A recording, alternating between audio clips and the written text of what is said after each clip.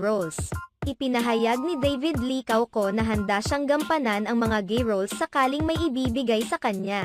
Sa kamakailang panayam sa kapuso actor na si David Lee Cauco, kung saan naitanong sa kanya kung may nais pa ba siyang subukan sa showbiz.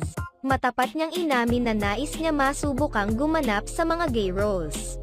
Samantala, hindi naman nagbigay ng karagdagang detalye si David Lee Cauco at hindi nagbigay ng anumang pahayag kung bakit gusto niyang gumanap bilang bading.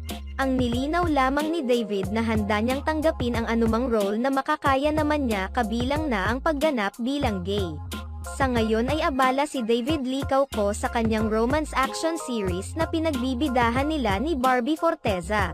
Marami naman sa mga fans ng aktor ang namangha dahil sa galing na ipinapakita ni David sa kanyang pagganap sa kanyang kauna-unahang action series. Samantala, malaki ang pasasalamat ngayon ni David